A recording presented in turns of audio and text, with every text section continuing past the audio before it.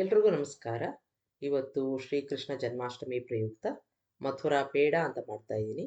ಒಂದು 20 ನಿಮಿಷ ಟೈಮ್ ಇದ್ದರೆ ಇದನ್ನು ಮಾಡ್ಕೋಬೋದು. ತುಂಬ ಮೃದುವಾಗಿ ಮಧುರವಾಗಿ ಇರುತ್ತೆ. ಒಂದು ದಪ್ಪ ತಳದ ಬಾಣಲೆ ತಗೋಬೇಕು. ಇದು ತುಂಬ ಮುಖ್ಯವಾದ ಅಂಶ. ಅದಕ್ಕೆ 2 ಕಪ್ನಷ್ಟು ಹಾಲಿನ ಪುಡಿ, ಯಾವುದಾದ್ರೂ ಬ್ರ್ಯಾಂಡದು ನೀವು ತಗೋಬೋದು. 2 ಕಪ್ನಷ್ಟು ಹಾಕ್ಕೊಂಡು ತುಂಬ ಸಣ್ಣ ಊರಿನಲ್ಲಿ ಈ ರೀತಿಯಾಗಿ ಕೈ ಆಡಿಸ್ತಾ ಇರಬೇಕು. ಈಗ ಮಧ್ಯೆ ಮಧ್ಯೆ 1 ಸ್ಪೂನಷ್ಟು ತುಪ್ಪನ ಹಾಕ್ಕೋಬೇಕಾಗತ್ತೆ. ತುಂಬ ಜಾಸ್ತಿ ತುಪ್ಪ ಹಾಕೋದು ಬೇಡ.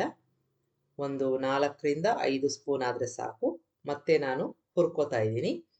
ಈಗ ಮೊದಲೇ ಹೇಳಿದಾಗೆ ನಾನು ಉರಿ ತುಂಬ ಸಣ್ಣಗಿರಬೇಕು, ಇಲ್ಲ ಅಂತಂದರೆ ಸೀದು ಹೋಗುತ್ತೆ. ಈಗ ಕೈ ಆಡಿಸ್ಕೋತಾ ಇದ್ದೀನಿ.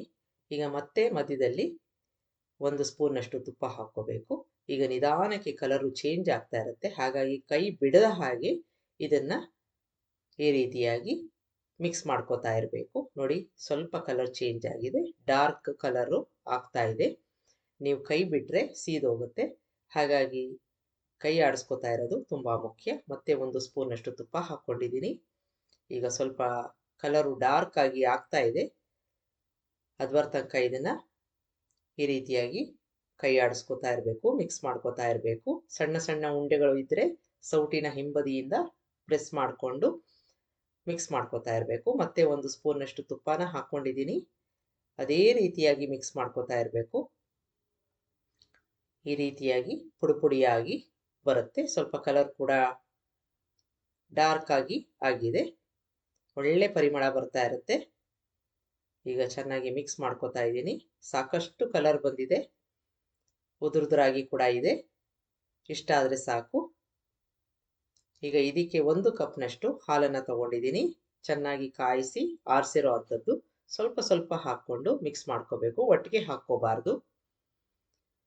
ಈಗ ಉರಿ ಆದಷ್ಟು ಸಣ್ಣದಿರಲಿ. ಈಗ ಮತ್ತೆ ಹಾಲನ್ನು ಹಾಕೋತಾ ಇದ್ದೀನಿ, ಮಿಕ್ಸ್ ಮಾಡ್ಕೋತಾ ಇರಬೇಕು.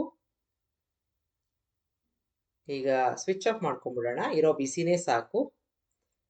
ಈಗ ಮತ್ತೆ ಉಳಿದಿರೋ ಹಾಲನ್ನು ಹಾಕ್ಕೊಂಡು ಚೆನ್ನಾಗಿ ಮಿಕ್ಸ್ ಮಾಡ್ಕೋತಾ ಇದ್ದೀನಿ. ಈಗ ಕಲರು ಇನ್ನೂ ಸ್ವಲ್ಪ ಡಾರ್ಕ್ ಆಗತ್ತೆ. ಕೈ ಬಿಡದ ಹಾಗೆ ಮಿಕ್ಸ್ ಮಾಡ್ಕೋತಾ ಇರಬೇಕು. ಈಗ ಸಂಪೂರ್ಣವಾಗಿ ಒಳ್ಳೆ ಕಲರ್ ಬಂದಿದೆ. ಈಗ ಹಾಲು ಕೂಡ ಸಂಪೂರ್ಣವಾಗಿ ಹಾಕ್ಕೊಂಡಿದ್ದೀನಿ. ಕೊನೆಯದಾಗಿ 1 ಸ್ಪೂನಷ್ಟು ತುಪ್ಪನ ಹಾಕ್ಕೊಂಡು ಚೆನ್ನಾಗಿ ಮಿಕ್ಸ್ ಮಾಡಿಕೊಂಡು ಈ ರೀತಿಯಾಗಿ ಒಂದು ತಟ್ಟೆಗೆ ಹಾಕ್ಕೊಂಡ್ಬಿಡೋಣ.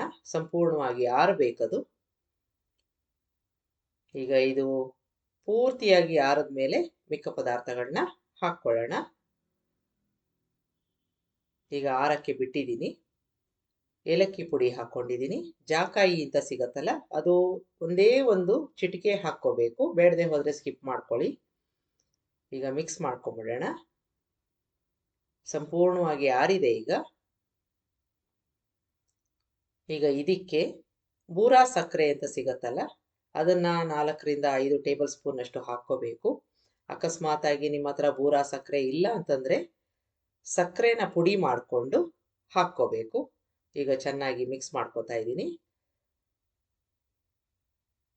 ಬೂರಾ ಸಕ್ಕರೆನೇ ತುಂಬ ಚೆನ್ನಾಗಿರುತ್ತೆ. ಅಕಸ್ಮಾತಾಗಿ ನಿಮ್ಮ ಹತ್ರ ಇಲ್ಲ ಅಥವಾ ಸಿಗ್ತಾ ಇಲ್ಲ ಅಂತಂದರೆ ಸಕ್ಕರೆ ಪುಡಿ ಹಾಕ್ಕೊಂಡು ಮಿಕ್ಸ್ ಮಾಡ್ಕೋಬೋದು. ಸಂಪೂರ್ಣವಾಗಿ ಆರಿದ ಮೇಲೆ ಈ ಸಕ್ಕರೆ ಪುಡಿನ ಅಥವಾ ಬೂರಾ ಸಕ್ಕರೆನ ಹಾಕ್ಕೋಬೇಕಾಗತ್ತೆ. ಈಗ ಪೇಡಾನ ಮಾಡ್ಕೋತಾ ಇದ್ದೀನಿ. ತುಂಬ ಪರ್ಫೆಕ್ಟ್ ಆಗಿರೋ ರೌಂಡ್ ಏನು ಬೇಡ. ಈ ರೀತಿಯಾಗಿ ಮಾಡಿಕೊಂಡು ನಿಮಗೆ ಯಾವ ಸೈಜಿನ ಪೇಡ ಬೇಕೋ ಅಷ್ಟು ಮಿಶ್ರಣ ತಗೊಂಡು ಈಗ ಬೂರಾ ಸಕ್ಕರೆ ಇಟ್ಕೊಂಡಿದ್ದೀನಿ, ಅದರಲ್ಲಿ ಹೊರಳಿಸ್ಬೇಕು. ಪೇಡ ರೆಡಿ ಆಯಿತು. ತುಂಬ ಸ್ವಾದಿಷ್ಟವಾದ, ಮೃದುವಾದ, ಮಧುರವಾದ ಒಂದು ಪೇಡ. ಈ ಶ್ರೀಕೃಷ್ಣ ಜನ್ಮಾಷ್ಟಮಿಗೆ ಮಾಡಿ ನೋಡಿ. ಈ ರೀತಿಯಾಗಿ ಮಾಡಿಕೊಂಡು ಹೊರಳಿಸಿ ಇಟ್ಕೊಳ್ಳೋ ಅಂಥದ್ದು. ಇದೇ ರೀತಿಯಾಗಿ ಮಿಕ್ಕ ಮಿಶ್ರಣದಿಂದ ಪೇಡಾನ ಮಾಡ್ಕೋಬೇಕು. ಈಗ ಎಲ್ಲವೂ ರೆಡಿಯಾಗಿದೆ. ಇದನ್ನು ನೀವು ಶ್ರೀಕೃಷ್ಣ ಜನ್ಮಾಷ್ಟಮಿಗೆ ಒಂದ್ಸಲ ಮಾಡಿ ನೋಡಿ. ತುಂಬ ರುಚಿಯಾಗಿರುತ್ತೆ, ತುಂಬ ಈಸಿ ಕೂಡ ಮಾಡುವಂಥದ್ದು. ನಿಮಗೆ ರೆಸಿಪಿ ಇಷ್ಟ ಆದಲ್ಲಿ ಲೈಕ್ ಮಾಡಿ, ಶೇರ್ ಮಾಡಿ, ಕಮೆಂಟ್ ಮಾಡಿ, ನನ್ನ ಚಾನಲ್ಗೆ ಸಬ್ಸ್ಕ್ರೈಬ್ ಮಾಡಿ. ನಮಸ್ಕಾರ.